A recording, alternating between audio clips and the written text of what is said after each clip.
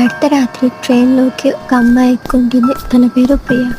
ప్రియ ఏంటంటే ఫాస్ట్‌గా వెళ్ళి తన సీట్‌లో కూర్చొని ఉంటుంది.